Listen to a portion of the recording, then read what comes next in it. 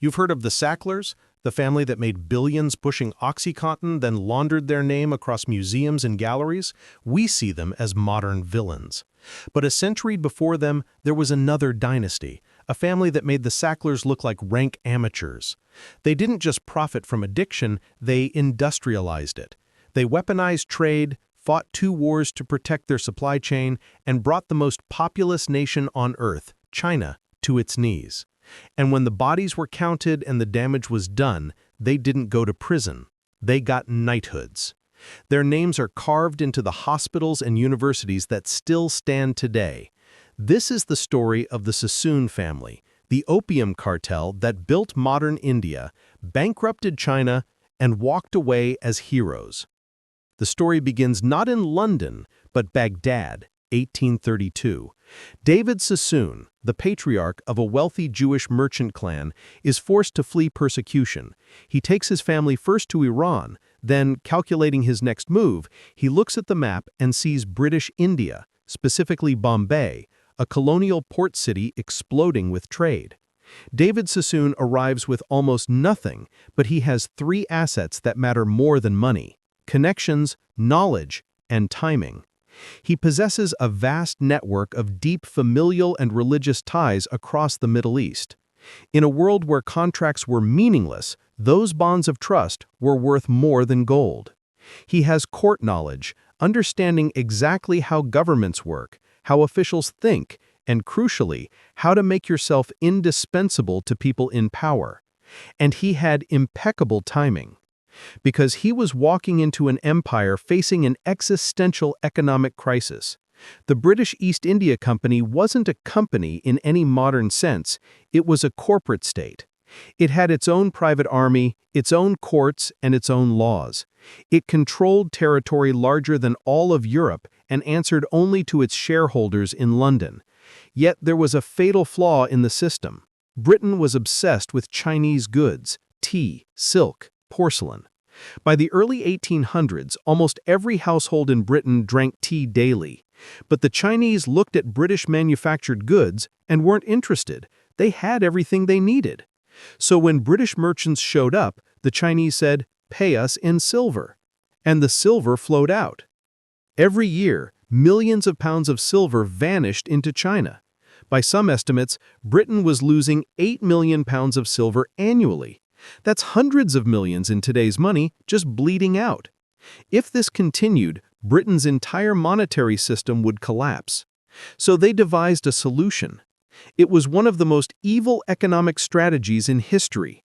Grow opium in India. Cultivate massive fields of poppies under British supervision, then flood China with it. Suddenly, instead of demanding silver for tea, Chinese addicts would be paying silver for opium. The trade deficit would reverse, Britain would profit, India would become a narcotics plantation, and China would drown in addiction. David Sassoon saw the perfect criminal enterprise with legal protection, and he secured his seat at the table. He understood that to build an empire, you don't just participate, you control it. The Sassoons began dominating the trade not through violence, but through logistics and vertical integration. They financed the cultivation in India, providing loans to farmers so they grew poppies instead of food. They owned the warehouses, the ships, and the insurance companies that protected those ships. They made themselves indispensable collaborators to an empire that needed clean hands while doing the dirtiest work. By the 1830s, Sassoon was ready to expand a system where 14% of British India's total revenue came directly from drugs. Now truly grasp the magnitude of the catastrophe the Sassoons unleashed. By the mid-19th century, the Sassoons were shipping 30,000 chests of opium to China every year.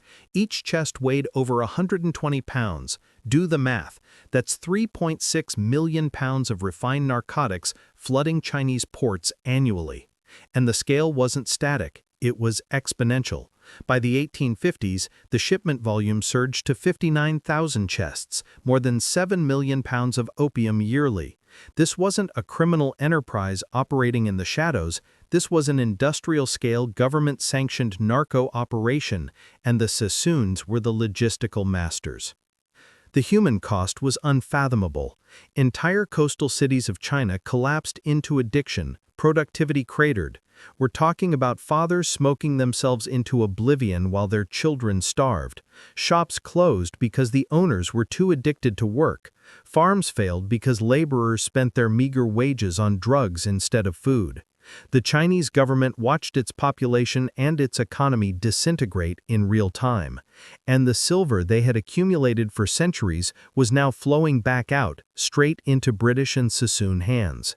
Every single ounce of wealth Britain lost on tea was aggressively repatriated through opium. Britain was winning, and millions of Chinese were paying the ultimate price. The Chinese emperor tried to stop this national destruction. In 1839, the incorruptible commissioner Lin Zexu was appointed with one mission: end the opium trade. Lin was swift and determined. He surrounded the foreign merchant warehouses in Canton, demanding the surrender of all opium. When they resisted, he didn't back down. He confiscated over 1,400 tons of opium from British, American, and other merchants.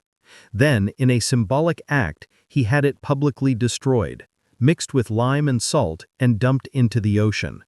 China was declaring no more. Lin Zexu even wrote a devastating letter to Queen Victoria, asking her a moral question. How can you morally justify selling us a substance that is banned and controlled in your own country? Britain's response was cold, calculated, and brutal. They declared war, not because Lin Zexu broke any treaty, but because destroying that opium threatened the entire economic model. If China could successfully enforce a ban, the silver flow would stop. So Britain sent gunboats. The First Opium War, 16 British warships against a Chinese military that hadn't fought a naval war in decades. It was a massacre. British ships armed with superior firepower and steam technology demolished Chinese coastal defenses. The resulting Treaty of Nanking in 1842 was one of the most one-sided agreements in history. China had to pay Britain 21 million silver dollars for the destroyed contraband and war costs. China had to cede Hong Kong. China had to open 5 ports, and nowhere in the treaty was opium banned. The floodgates were now fully open, and the Sassoons, who had provided ships, supplies, and financial support throughout the war, were rewarded with first access. Their operations exploded from 50,000 to 70,000 in the 1850s. But China refused to submit. In the 1850s, Chinese officials attempted to enforce anti-opium laws in the treaty ports, arresting dealers and confiscating shipments. Britain saw this as a treaty violation, so they did it again. The Second Opium War, 1856 to 1860. This time, France joined Britain. Together, they occupied Beijing and committed an act of cultural annihilation. They burned the old summer palace, destroying priceless treasures and irreplaceable art. When China surrendered, the Treaty of Tientsin finalized the destruction. It officially legalized the importation of opium. International law imposed by violence now compelled a sovereign nation to permit the sale of heavy narcotics. For the Sassoons, it was their crowning achievement. They were no longer smugglers. They were respectable businessmen, operating strictly within the law, a law they had themselves purchased with blood and silver. Formed drug money into a noble legacy. The Sassoons mastered the darkest form of alchemy. You buy respectability and sanitize the source. You invest the obscene profits not in safe assets, but in tangible, public structures that command admiration. The city of Bombay as we know it today, its grand public buildings, its vibrant culture, was fundamentally financed by opium money. David Sassoon poured his wealth into the community.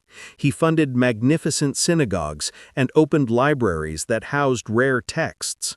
He financed schools that educated the elite and hospitals that treated the poor. The famous Sassoon Library in Mumbai still stands, a magnificent landmark of public philanthropy and a monument to the perfect cover-up. People looked at him and saw a generous benefactor. The British Crown was delighted. David's sons were systematically brought into the highest echelons of society. They bought country estates, hosted lavish parties, and their influence became inescapable. David's son, Sir Albert Sassoon, became a knight commander of the Order of the Star of India. He wasn't just knighted, he was the first Jew ever granted the freedom of the City of London, the symbolic heart of global finance. This elevation was a transaction. The crown received endless financial support, and the Sassoons received total absolution. The blood of the millions of Chinese poor was systematically washed away and polished into knighthoods and titles. This is the true lesson of laundering a fortune. You showcase it so conspicuously, you build the monuments so grandly, that questioning the source becomes socially, politically, and morally unacceptable. The wealth was simply too big to fail the social test. But no empire built on human suffering lasts forever. The political sands shifted. In 1949, when the Communists seized control of mainland China, one of their first acts of revolutionary justice was to nationalize all foreign assets. Sassoon's properties, banks, hotels, and vast investments in Shanghai, worth billions today, were confiscated overnight. The family that had preyed on China for a century was expelled in a single humiliating day. The Sassoon Empire collapsed, but the wealth itself didn't vanish. It simply flowed out, shielded in offshore trusts, ready to be deployed in diversified assets globally, a testament to their enduring financial cunning. Why does this history matter so profoundly today? Because the playbook is absolutely identical. Look at modern pharma. The Sackler family followed the Sassoon manual step by step. 1. Find an addictive substance, OxyContin. 2. Use lobbyists, false studies, and respectable doctors for mass distribution. 3. When profits explode and the lawsuits begin, donate billions to major cultural institutions to buy social legitimacy. The only fundamental difference is that the Sassoons used warships and imperial decrees, and modern corporations use legal teams and political funding. The outcome is the same: mass addiction, devastation, and profits that buy impunity. The Sassoon Library is a monument to culture, but its foundation is opium money. This history teaches us a crucial lesson about power. Respectability is a purchasable commodity. If you have enough money, you can buy a title, you can buy a law, and you can buy the silence of history. The same will be said of the pharmaceutical empires of today.